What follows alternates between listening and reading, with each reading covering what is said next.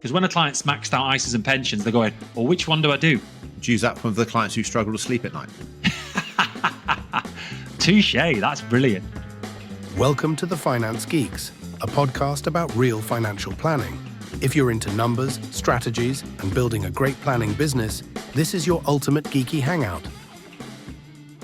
Hello and welcome to Season 3, Episode 2 of the Finance Geeks podcast. Thanks for joining us. My name is Warren Shute and I'm here joined by... Paul Cleworth. Hey, Paul. How you doing? And today we are talking about, should every financial planner be a content creator? Spit it out, Warren. Marketing in 2025. So before we dive into that amazing, exciting topic, Paul, what have you been up to? I've been in meetings and phone calls galore. Everybody wants a piece of Paul at the moment. I'm just taking it on myself to call my clients out the blue, which you should do, and ask how they're doing. And then, of course, it backfires because you have lots and lots of chats. And then when you have all these phone calls, you realize that I've got to do all that other work in the background, the actual emails and other admin that's required to run a business.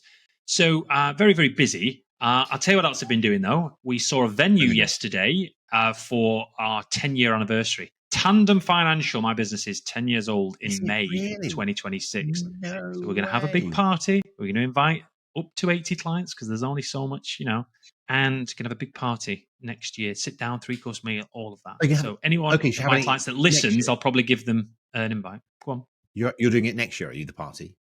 Yeah, because we started in May 2016, so it'll be on. Okay. I'm getting organised now for that event. I'm also 50 next year, so I've got my big 50th. No, you're not 50.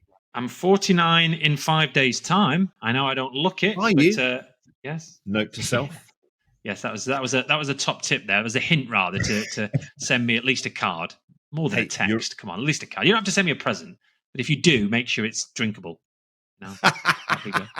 I tell you what else I've been doing. I've been using my Soul F85 treadmill, which is something I bought the other day. My youngest son, Rory, loves it especially. You can now watch YouTube whilst he's doing, did 2.67 kilometers last night and he burned like 300 calories. I couldn't believe it. I've been using Ainsley and Ainsley day and night powder for the last 2 days, hoping that it's going to make me sleep better. Ainsley and Ainsley day Link is in the description. Link is in the show notes. Have a look. I won't spend ages telling you about all my supplements that I take. You asked me what I've been doing. I'm telling you. I went to watch Lords. Went to Lords to watch England lose to South Africa at the second one-day international. That was actually tremendous, except for the fact that we lost. It was going to be raining the whole day, but the sun came out and it was an amazing experience. We had headshots yesterday. From Joe Haley from Striking Places, new headshots for our emails, for our business, for our new website next year. And the last thing I've been doing is watching the World Deadlift Championships, 5th of September, when Thor Bjornsson pulled 510 kilograms. I love all that stuff. You're amazing. You're brilliant. You are, honestly. Warren, what have you been doing?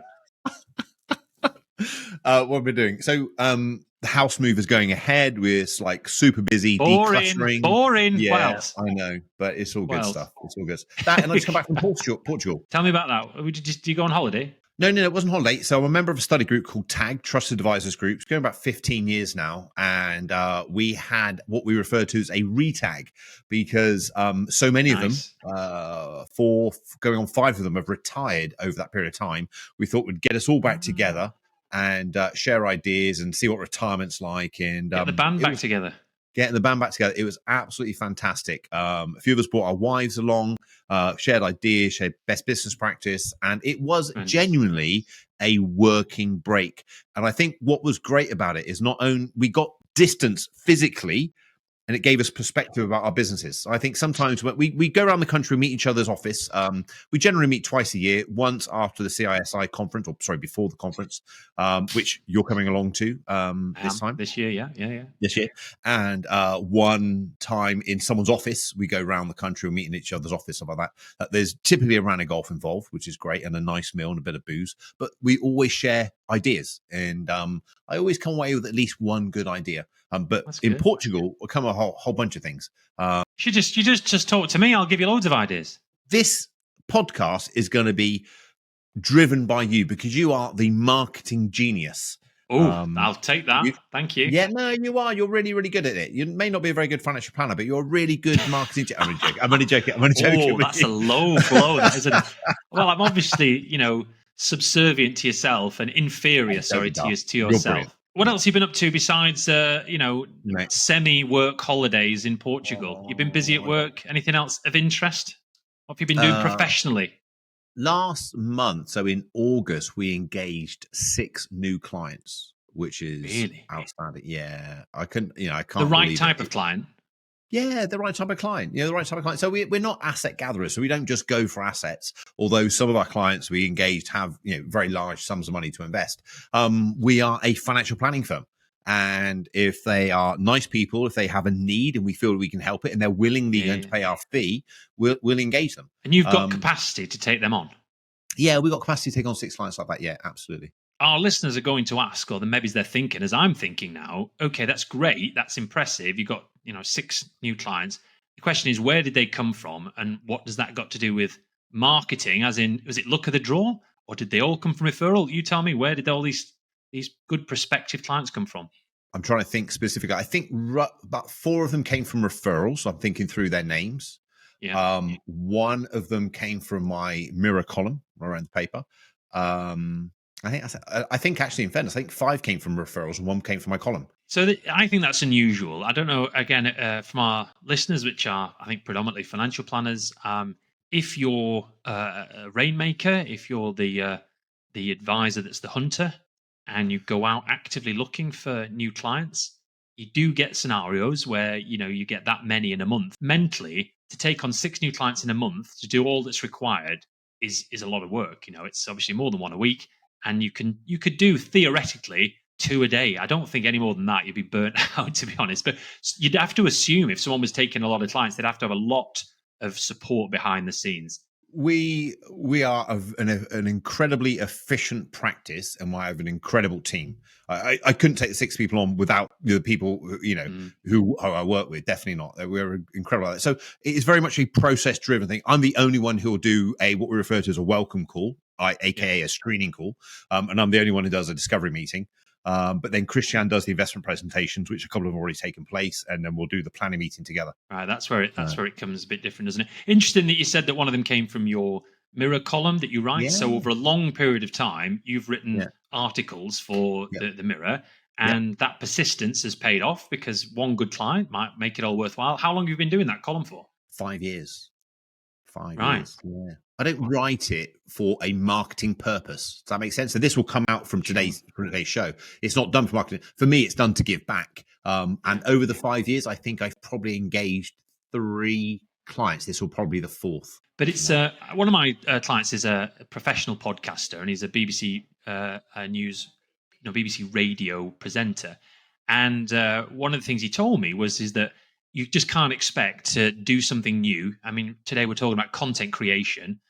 You can't just start writing for the Mirror or some other publication, or do your own Substack writing, or start a new podcast, and then just assume that within a month all these leads come in.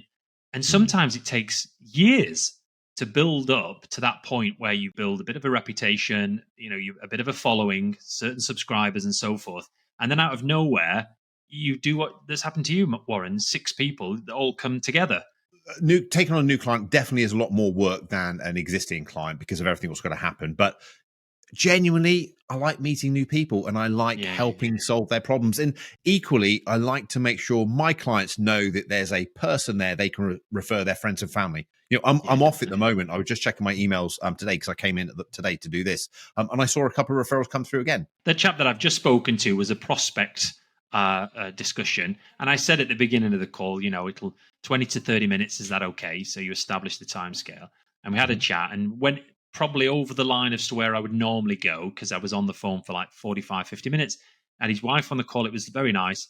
And I think we've established that there's a good enough reason to meet in person, which is great. But, I think that if you're not growing, you're shrinking. And, we all have to practice our craft, take on new clients. And to be a good advisor, you've got to care and you've got to want to meet new people. Hey, Paul, should we, it's kind of leading us into, but should we move on to the main focal point today? Of course, yes. Yeah. So Topic: should every financial planner be a content creator? Marketing in 2025. I literally, and I mean this genuinely, I take my hat off to you. I think you run a very professional firm, and I think you're internally as well as externally, but your message to the external world is very slick. Oh, thanks. Well, we do put a bit of effort into it. I appreciate that. I was on the call earlier this week with an existing client for 25 years, and I was asking his opinion on should I create a new website, and how about a separate podcast? Obviously, this is the best one at the moment, Finance Geeks. Should I do other things in the future? And what he said in a nutshell was, if you send me a PDF, I won't read it. Don't look at the emails. Don't look at your website. Not bothered if you create a new one. What I care about is I want you to make me feel special. So he appreciated the call out of the blue. We're doing lots more of those, unsolicited calls to existing clients, asking them how they are, what we can do, quick touch up. And you've got to be organized for that. And I sort of took on board his comments about feeling special and keeping things simple and building that rapport. And then it made me think, well, yes, but we have been together 25 years and things are changing. And some clients want to read newsletters. They want to see the information on your website. They want to perhaps listen to you on a podcast. Maybe they want to see videos. And when it comes to content, you've got to decide, I think, whether you are a good content creator, what kind of content, which we're going to discuss today, the different types that you can create, that you've got time to, and what's the end goal? What is the purpose? What's your outcome, Warren? Yeah, it's true. No, I completely get it. It's all about your outcome, because I would wholeheartedly agree with that in your client you were speaking to there. I much rather spend my marketing budget on taking my clients out for a meal, doing a client event, whatever it might be, sending them a gift, that kind of thing, than paying a website designer just to refresh my marketing, or a social media expert to start posting stuff on social media. I'm not selling a commodity. I'm selling a relationship, a service, and a long-term one. And that's why the birthday app is fantastic. Reminds you, and when the birthdays are coming up, pick up the phone, drop a message. Well, the rhetorical question for our listeners is, how are you going to, if they're financial planners, how are you going to make your clients feel special? What are you going to do? Are you on the lookout for lots of new business? Is that your goal? To sort of build your clients. When it comes to content itself, what I'm going to do is, having done the research like I normally do, is to read some of the content types that there are and give our listeners some ideas as to what types of content there is, and then sort of say what I think works, certainly what works for me and what doesn't. Just answering the question immediately, I think it all depends. I think that you can't say, should every planner create content? If the planner's done with the knowledge, and a lot of the cases that's a lot of times that's the case, to just say, well, I'm not going to create any content, I'm not going to have any voice, I'll just get my marketing firm to throw something out. What if that's not congruent? Another one of Warren's brilliant words. What if what you think is not the same at all as the content that you're pushing out through your newsletter and that's on your website? If what you're saying to clients isn't reflected in your brand and your authenticity, that's no good. It has to be joined up. And can I say, I think there might be more than two, but there's two types of content that you can write. One type of content arguably is to get a client. So it's almost like a pull marketing. So you're doing something to attract someone's attention to become a client to you. And the other one is almost just brand awareness, to say, look, this is what we're about. This is our process. This is our ethos, our philosophy. Arguably, it's not enough for a client to attract you to you, but actually when a prospect or referral has been made to you, it allows people to see what you're really about. It does, and it depends completely on the sort of time that you have, the skill levels that you have, the amount of effort you put in, who your audience is, what your personality is, as I say, the type is whether you like writing content or creating it, and sort of how confident you are, what your ability is to actually present that content. There's type of content where, let's say that you use LinkedIn and I use LinkedIn. I prefer it as one of the platforms to write anything. And sometimes when I'm writing content for it, I just think, what's the point? Who's going to read it? And then there's others that are prolific writers of articles and that have a very robust system of putting content out there twice a week, 3 times a week, consistently building their audience. And I think the part of the reason that some people do that so well is because they want to build their awareness, their brand. They want to generate new inquiries, new leads. They want to educate the world as to their opinion. And it's that balance, isn't it, between trying to sort of write interesting content that's going to get has a hook and that has someone to sort of engage with it in some way. But you think, what's the end purpose? It's not just to have a chat with lots of people who comment on it. And you say, oh, I'm doing all this content, I'm pushing. And if you're doing things via Twitter or X as it is now, Instagram, Facebook, LinkedIn, TikTok, if you're using all of these platforms and yet you're spending so long doing it, but you're not actually generating revenue or leads and do it, you think, is it worth it? I think it's difficult. I think that's where it comes down to balance and the time of who's going to do it and what's the purpose. And I think, and I hope you'll agree, I think when we use the word write content, we're really referring to the generic term of producing content. So whether it's video, podcast, just audio, writing, whatever it might be, kind of interact. Because I'd much rather do a short video on LinkedIn because I can do it when I'm walking. It's nice and easy rather than sit down and write something out. Oh, I like that. I could, off the cuff and ad hoc and ad-libbing and using, your personality, be good if you had one, and also using being authentic. Is great. It's sometimes better than a polished article where you can tell sometimes it's written by ChatGPT or that they've edited it and re-edited it. So listen, I'm going to read out some of the types of content that there are, and I'm not going to dwell on it, but I'm going to ask you whether you think any of them are a good idea, and then we're going to talk about why content actually matters at the moment. Okay. So video content. Just generally, because remember, it says, should every planner become a content creator? So the types of video content that there are, YouTube, long form, short form, TikTok, Instagram Reels, all of that. And then there's webinars and live streams. And then, you get client update videos, So which of all of those types of video content do you think are in any way relevant? Do you like them? I love video them. content. Yeah. I like video content because I think it's very easily digestible and convenient. So a lot of people commute, drive to work or whatever, have a lot of downtime or no extra time, as it's obviously referred to. And are on the treadmill, they can listen to a podcast like right now. People will be walking their dog or exercising. There's video and audio, isn't there? So are you saying one and the same thing? I suppose so, because we have a YouTube channel in this, so you could create video content and someone could listen to it. But let's talk about people who are actually watching that video content. Do you use Loom videos and send them to your clients sometimes? Yeah, so a great example of that is I was actually on the golf course in Portugal, and Julian, a journalist from Citywire, messaged me. And I just sent him a video message back on LinkedIn, WhatsApp, because it was quicker. Yeah. It was easier. It goes with a little circle. You showed me how to do that. Yeah, I did learn that from you. Yeah, it's really, really good. Really, really good.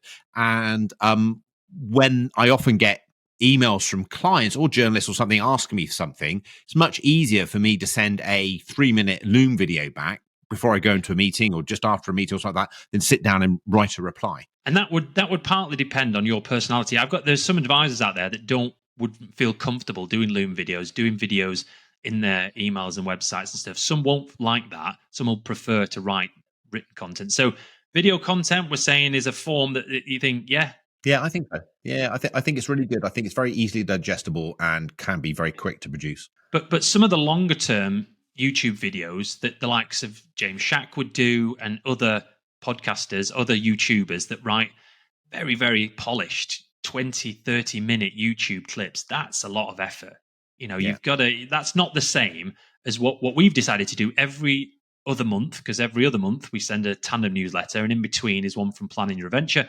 But like this month, September, I'm going to do a short video, 2-3 minutes, explaining to clients what I think's going on, but also what the content is within that newsletter. Because if they just watch the video, I think they're more likely to click on a video, seeing my lovely face, and maybe listen to what's available and then say, no, I'll look at that later, rather than just see loads of words on a page and then instantly click off or save later or delete, Well, to be fair, the guru of this is Pete Matthews, right? A good friend of mine. And he's been producing good content for decades, I think now.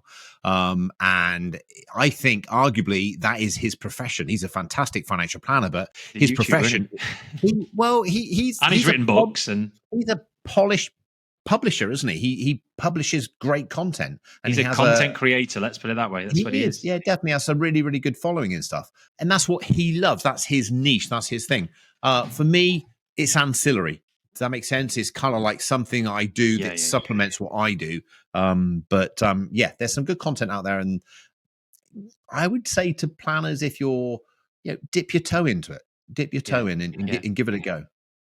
Audio content. So we've done video, audio content. So it's obviously podcasts, but there is audio snippets. You can do audio snippets for LinkedIn, for WhatsApp, as you've mentioned.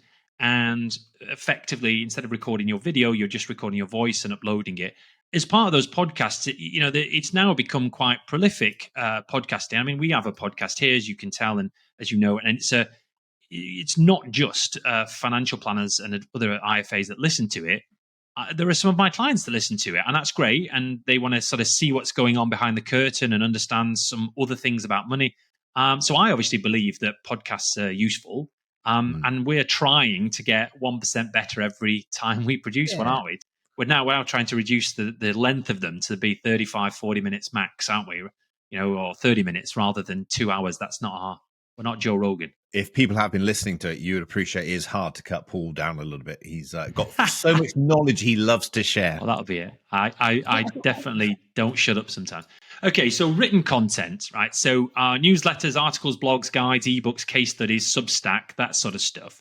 You obviously write for the Mirror. What other written content do you think is useful, is decent, and should every planner be writing content, written content? Yeah, I think so, but I think I'm not a marketing expert, so I can only give people my opinion on what I do, and I write intentionally. So, for example, although I was away last week when Angela Rayner got resigned or got fired, whatever you want to say, I wrote a piece on that, explaining to my clients what actually went on. Let's get the truth, find out. So I tend to write things to my clients to give them the facts, the truth. You call it a BBC verified approach, rather than listening to all the noise in the ether, what's going on. But it's also you're doing it as to it's topical, and you're saying what's the sort of moral? What do we learn from this? And I think in her situation, we learned that regardless of who you are, you have to get the right tax advice and act on it, especially if you're preaching that to others. I mean, you might say it's very it was unfortunate in some ways, but the situation was complicated. And I saw your article about it, and it was interesting. And hopefully, clients in that position that have got scenarios where they've got multiple properties and so forth, and a very difficult tax question, are going to take the right tax advice and get it verified. A lot of our clients like it because it cuts the BS out. They can just say, okay, I know this is factual. I know this is going to be true and accurate, one would hope. And they say, okay, I can see everything what's going on. We did a similar thing during the coronavirus. So we did a series of updates navigating the coronavirus to tell clients, what was happening, what we thought was going to evolve, and what our views was. And sometimes it was almost like multiple times a week, and then it kind of went weekly, then monthly, kind of slowed down. Well, people are going to get their information from somewhere. And I think that there's no point, if you're an advisor, just recapping what clients are already reading in the news. You can absolutely put your view on it, or try to clarify it or summarize it for them. And you're demonstrating that you know what's going on if you want to formally write text or copy or something about topical events. I mean, the classic one is the budget's coming up November 22nd, 26th. You could write a lot of articles, a lot of content about what might happen and the problems that there are there. Now, our clients want us to take the problems away. They'll be reading this in the news, reading it in the paper, watching it on the news. I don't like watching the news, but you have to read it. You have to know what's going on. And then you can take decisions pre-budget. Probably not a great idea, but you can certainly brace yourself for it, and you can sort of, your advisor then can clarify from an educated point of view what to do after the new rules are announced. I think that's absolutely right. There's no point in writing to your clients to tell them what the tax rates are and what the obvious things that they're going to read in the press headlines is going to be about. But to give this has happened, and therefore these things are going to be impacted from it. These are the things to consider. Yeah. Yeah, 100%. Yeah, definitely. I think a lot. That's that client that I spoke to the other day. Yeah, I mean, it was very much understandably saying, want to feel special, but also he said, how is this going to affect me? That's what I really want to know. I can read what's going on in the paper, in the news. The clever people, the clients we work with, they're smart people. They get their information from somewhere. What information what content are you going to create as the advisor that summarizes that, clarifies that and helps them make a decision, which is either you don't need to worry about it, or there's an impact here for you, therefore we need to do something about it. So the purpose of content generally, any of these contents, and we'll get to some of the others in a second, is to sort of educate your clients, build a following, explain what your viewpoint is on it, and perhaps you're cutting through the noise, and you're helping to educate clients because, there's information now overload in society. And if the clients are going to read something, you think, well, hopefully they'll read something that I'm writing so that when they do have a problem, they'll get in touch. And they'll say, I remember him writing something about protection or private medical or pensions. I'll get in touch with Paul. I'll ask him. That's what we want. We want them to know that these are the things we do. And it's got to be interesting. How do you do it these days? You got to touch the nerve. People's attention spans generally have just got shorter and shorter and shorter. So how does that affect, Warren, the content that you write and that your business pushes out? My content is fairly straight and to the point. And sometimes I think I probably could elaborate on it a little bit more. But I write for, dare I say it, I write for someone like me. I think clients, we like people like ourselves. In the Daily Mirror. That says a lot. So for the Mirror, for my column in the Mirror, I write for that person. I visualize them. So I always visualize an avatar. When I'm writing, I visualize somebody I'm writing for. And I did the same when I wrote my book, The Money Plan. I saw them in front of me and I said, okay, what do they need to know? And for the Mirror, I kind of see someone who's forgive me for saying this, but a bit uncertain, a bit vulnerable, want to make sure they get the right information, and who's getting impressed by all this marketing from all these other companies about doing Bitcoin and this, that, and the other. And I steal this phrase from Dimension all the time, but I get them to tune out the noise. I think it's such a great phrase. Tune out the noise.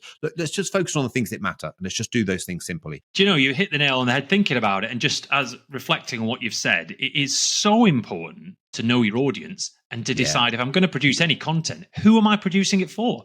If you're a financial planner and you're growing a business, you will know your perfect type of client. You'll know you should know the type of client you're trying to attract. And any content on your website, on your profiles, and your LinkedIn, everything, as I'm sure Samantha Russell, the marketing expert at Humans Under Management, said last year, it should reflect that person that you can help, that person and to give the impression to anyone who looks at any of your content or websites that you're the go-to person to help.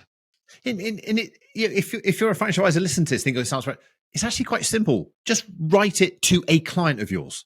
Yeah. Just write it to a specific client, generalize it, and that'll be fine. I think that's so important. Yeah. A lot of it feels like you're fishing in a pond, and there's certain fish you want to catch, and you're casting your net. Big ones. Yeah, you just want the big fish. I like absolutely. You want the big fish. Yeah. You want the clients with all the big money and that have got problems to solve that you can help, and nice people. Of course, that's the one you want. But if you're an advisor, you're trying to be helpful as well. You've got to get that balance between educating clients, which all sounds quite, like you're patronizing them sometimes. If I say my job is to educate you, it sounds patronizing. It sounds like, they don't know that. But it is to sort of help them understand things from your point of view as the advisor. And if your job's to cut through the noise, as you mentioned there, to make things simple, you've got to create content that explains something complicated in a relatively simple way. If your specialism is retirement planning and you love doing that, then yes, you can write articles and ebooks and guides that say 10 steps to retirement clarity and ISAs versus pensions. And you should, because that's what you're looking to do. You're putting down your specialisms on paper, and you're giving people a little snippet of what you know and where they can come to you for help. You're trying to dangle your hook in the water and seeing if they'll bite. So yeah, I like writing content that does that, as rather than just trying to educate people as if you need to know this stuff. Which is interesting, and I don't want to be controversial. I probably do it the other way around. I do the opposite. So I kind of write information booklets and things. Angela Rayner thing was a good example. I'm not expecting to get a client from that. I just want my clients to understand what the facts are. I'll write guides, for example, on trusts and estate planning, such like. So the clients then hear it from me in the meeting, and then they can read it, and hopefully the two marry up, but they can then get a bit more informed about what I've said. So we have a series of guides, I'm sure you do too, on how different things work. And typically they're there for me to say, okay, look, this is how we're going to manage your investments when you retire. And after me, I'm going to send you a guide. It will just say a similar sort of thing, but it will just reinforce the message. And the reality is, in all honesty, sorry to say, that you produce this brilliant guide with good content that's well branded, and yet a lot of the clients will not read it. And what they'll do is they'll say, well, I'm glad that Warren's got this guide because he obviously knows what he's doing, and I might read it. And some of them will, and they'll ask you questions about it. But the majority of people, in my opinion, especially if you send something longhand, long form, if it's they just won't read it. It always, you could always say yes, but, and there's people. What I think is that content that's created, it should be specific to the type of client you want. It should be easy to digest. It should be written in a way that's got the hook that allows people to sort of, you draw them in and you want to give them enough information to get in touch. You can have the longer form stuff when you've already got the client saying, you know, I really want to talk about offshore bonds in a discretionary discounted gift trust. When you've already got them to that point of educating them using relatively simple face-to-face stuff or PowerPoint presentation, for example, that's relatively easy to understand, you can get into the more detailed content later on. We have a guide that's quite complicated, but it's specifically the difference between OICs and unit trusts, GIA monies, and on and offshore bonds. Because when a client's maxed out ISAs and pensions, they're going, well, which one do I do? And it's pros and cons. Do you use that from the clients who struggle to sleep at night? Touche, that's brilliant. But you see, it is complicated, and there's certain things in finance, as you well know, that is really, really complicated. And you know, your job is to make it easy for the client to understand, to make a decision.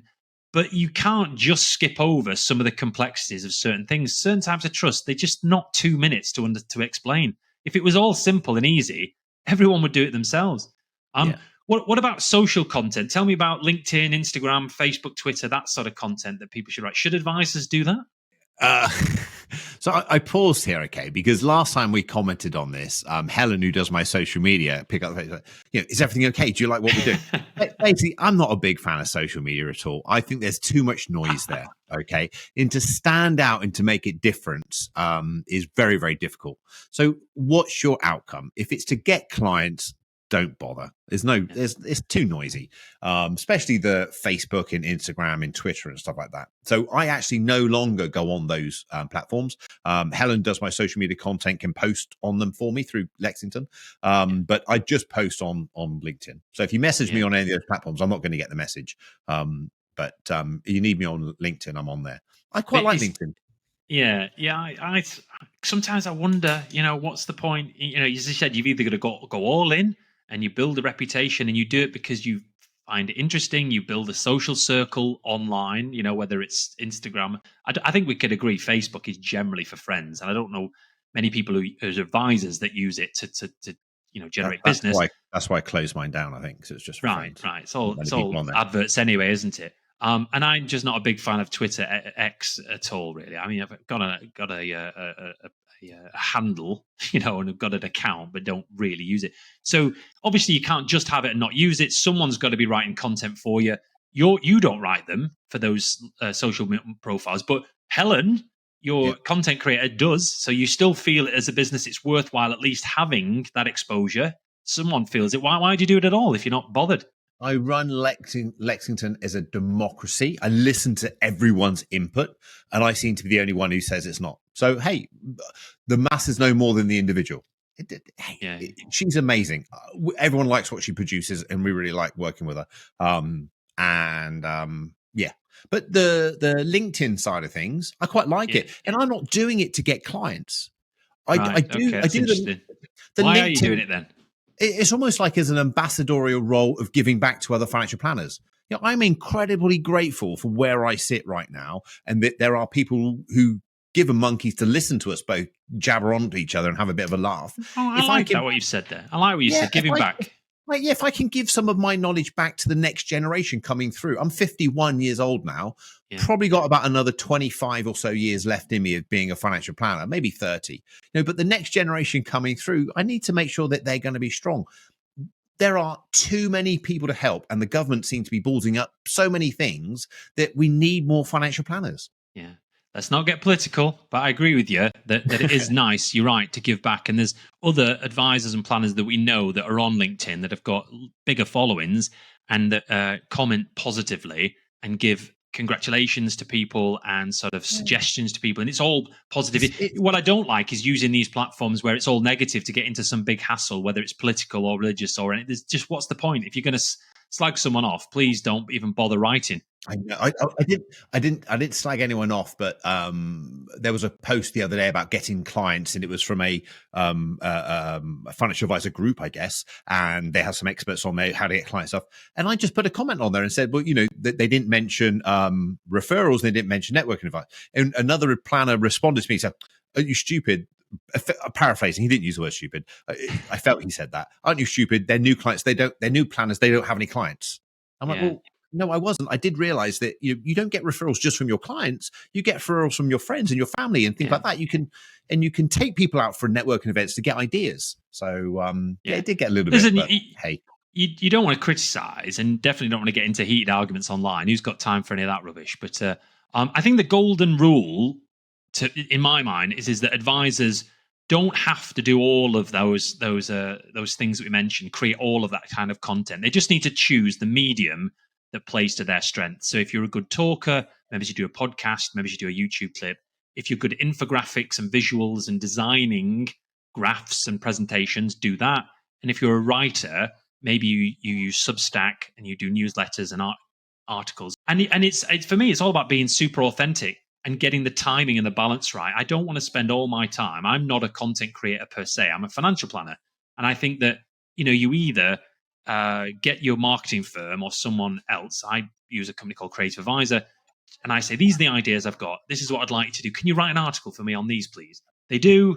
I send it to me. I just fiddle about with it, check it, and then go, good. That's my voice. That's my tone. Thank you very much. Okay. It's not as if if I spent all day writing newsletter articles, I wouldn't get any time to do anything else. On the newsletter thing, I think virtually always had a monthly newsletter go out, and I used to write it myself and everything else. And then when Andy Hart created the Hum pack, it's fantastic. I literally just stopped it and said, for the premium I'm paying him, which is very modest what they do. I think the Hum newsletter is very, very good. Sometimes it's too much detail, but that's fine. We can cut that down. And we just repurpose it, make it all look good, and send it out to our clients. And we call ours the Lexington Times. So the Lexington Times goes out every. See where you're going with that. Yeah. See where you're going with that. I think that clients and prospects expect to see and hear you online before they meet you. Certain prospects will do, and they'll look somewhere. And what you're doing is you're building trust, and you almost certainly in today's world building it digitally some way. They'll go to your website, they'll go to your LinkedIn profile, maybe unbiased to vouch for. They might see an article in the Times or the Mirror. They might see your book on Amazon.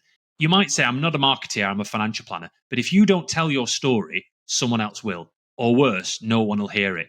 And, you don't have to necessarily write long form, long papers, but you have to put your personality out there somehow, because it's no longer optional. It's how credibility is built and authority and how they're established.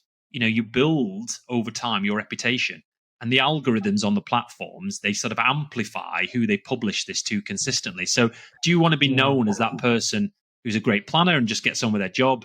Do what you need to do to build your business. It's almost like do what's required. I think the beauty of the Finance Geeks is we're both very successful in our approach, and we agree on most things, not everything. And I'm not sure I agree on that. I actually think you can build a very good practice and don't do any social media work. I think what is important is you have what's important to you. You have the guides and such like, but they can be published on your blog, and you could have, or just even have access to them, send them out to clients. But some of the best tax advisors I've ever worked with are under the radar.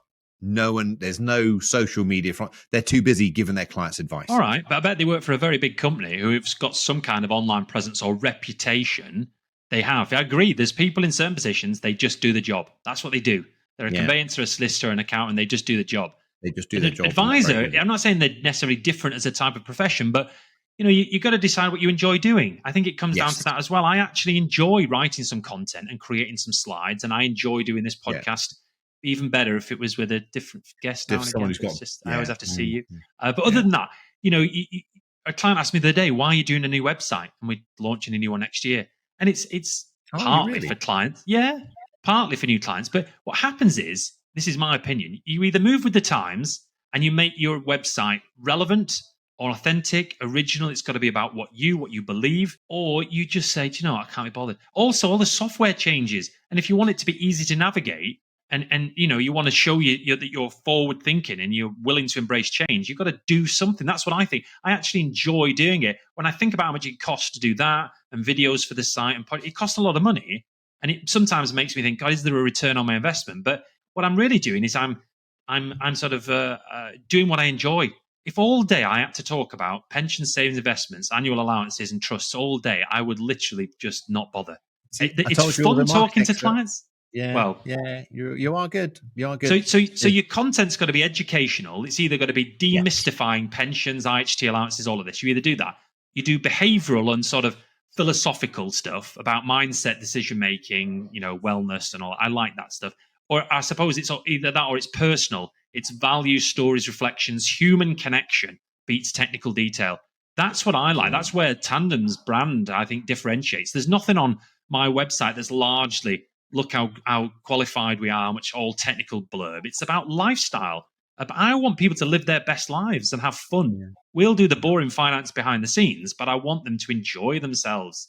I love the passion that came through in your voice when you said that. I want that. I love it. Yeah, it was good. No, completely agree. And one thing that we do is we'll mail that information to our clients. Then about 48 hours later, we'll publish it on our blog. So our clients get it before anyone else. We just kind of feel that's a little bit nicer. Should every planner be a content creator? The answer, no. Not everyone needs to be a sort of prolific content creator, but everyone needs, in my opinion, some form of digital footprint. And you either DIY it, you do it yourself, you record, you write, you post stuff, you collaborate, you sort of work with someone else on a podcast, you co-host, you get guests on, you do other shows, or you outsource it to your marketing team, which I think I could not do without. I need them to help me put all this stuff out, use Plannable, put all the things via LinkedIn and all the different platforms, because we don't know which platforms some of our clients might be looking at. So we end up putting it largely on our website, LinkedIn, Twitter, Facebook. We still push it out through those, same stuff. But as I say, they help me produce the content. And I think one of the things that people struggle with is knowing what to write about. It's like, it's like, what would people be interested in? And in my coaching program, what I give people, we do a marketing day, which I probably have to get you in one day because you'll be amazing on it. And I give them a 52-week plan. So 52 weeks. I'm not going to be able to get out the door. Head's going to be so massive. Thank you. Give them 52 weeks. So if you're listening thinking, I don't know what to write for my content, literally get an Excel spreadsheet, week 1 down to 52, the dates on it, topic of, okay, what can you write? And you can go through and sort of put some common things in that are going to happen every year. So around Valentine's Day, we always write about relationships and money. The new year, it's normally like goal setting outcomes. Okay, you've got the budget in there, and you can put these things throughout the year, and then you write some sort of brief notes of what you're going to write about, and then the work's half done. And I got to be honest, I find it quite easy to sit down and write 300 words and think, yeah, that looks good. Now you could write 100 something words, whack it into ChatGPT or whatever, and it'll produce it for you. There's a whole new discussion there about using ChatGPT. Let's not get into that about it because it's not always right and it's not always authentic. Well, it can't be authentic. It's not you. Do you know, I think people should ask themselves, advisors should ask themselves, are they a financial planner? Are they a financial advisor? Are they a mortgage broker? Are they a content creator? And you've got to get the balance right between what you do. If you're going to spend all day writing content and then you say, I'm not running a very successful business, I've not actually submitted any business here. I've not phoned any of my clients. Do the job as a financial planner. Yes, generate the revenue, run a successful business. And if you want to write content around that, it'll come from there. Yeah. Ask yourself, why are you doing it? It's like, when I wrote the money plan, when I wrote my book, I didn't write it for my clients. I wrote it for all those people I couldn't really help. So they'd come in, not really the right firm for them. I can give them something, they can go and get help. Or when I write for the paper, people wanted to get more information, they could read it. It's not for my clients. My clients have got me, and I can email them and tell them what's going on. So I think that's really important. It is. So let's move on to our Q&A, our quotes and anecdotes section. Have you got any that you'd like to mention? I have. I've got 2 quotes. What? You've actually got some this time? I have got some quotes, because there was a bit of a hiccup yesterday. This should have been recorded yesterday, so I had a bit of time to prepare. My fault, not Paul's. Paul was live. Every piece of content you create is a digital asset, built once, but capable of generating trust, leads, and revenue. I can't read my last word, actually. Vince, cut that Indefinitely. No, it says indefinitely. I'm sure it does. And that's from Alison Dunn. I thought it was quite good. So the expert in marketing in all these books, Seth Godin, brilliant author, he said, marketing is no longer about the stuff that you make, but about the stories you tell. So I think in the regard here, it's all well and good giving people content, but do tell them stories, make them authentic, tell them stories about you. Write personal stuff. People engage with that. Content builds relationships. Relationships are built on trust, and trust drives revenue. And that's from Andrew Davis. Oh, I like that. Yeah, I get that. I like that. Don't sound so surprised. We talk about content as well. So I think on that point of authenticity, the sort of legendary Simon Sinek, great book, Start With Why, said, people don't buy what you do, they buy why you do it. This is the thing where you're getting across in your marketing and in your branding and in your content, your passion. People buy enthusiasm and passion. They want that. If you explain why you do your job and you actually care about people, I would hope that they're not overly bothered about all your long-winded, long-form papers, but they'll buy into you. I do actually have an analogy. It's quite hard to say with this one as well. Okay. Are you ready for this analogy? Yeah, give me an analogy. So my analogy about content creation is the gym analogy. Partly because, I like to try and go to the gym now. You live in the gym. Yeah, so you got to compare your content to going to the gym, right? Your first session that you do, it's always awkward and pointless, and you think, why am I even body there? This is like writing content. The first article you write, it might be brilliant, might get an A at English, but it feels awkward writing it, and it sometimes feels pointless. You don't see the results right away, but consistency compounds, and over time, people see you differently. So in the gym, you get big muscles, get fit. And in your personal life, in your professional life as a financial planner, people see you differently over time. And it doesn't take very much to lose the confidence of your clients if you are friends with Jeffrey Epstein or something. You know what I mean? All that comes out. So don't have skeletons hidden in the closet. But it's the same with content. By the time a client meets you, they feel that they already know you. I don't know if it's something like 11. The analogy's over, by the way. But I think something like 11 or 13 points now that people often look at before they even approach you as a firm. They're surprised in how much stuff there is about an advisor online and a firm online, and they'll make their decisions. If you want to attract new clients, you've got to sort of put some content out there, or else you'll be voiceless and you'll have no digital footprint, which sometimes I think I never had any. I don't want any footprint. Don't ever call me ever again. But people find you. Yeah. So that's it. That's it. That's a wrap for today. Yeah. No. Okay. Wrap for today. All good. I think so. Yeah. Good. Thank you so much for tuning in to the Finance Geeks podcast. That's it for today. We'll be back in a couple of weeks. That's a bye from me. Bye from me. Thanks for tuning in to the Finance Geeks. Don't forget to like, subscribe, and leave us a 5-star review. Drop your comments and questions on YouTube, and be sure to follow us on social media. Join us next time for more insights to boost your financial planning game.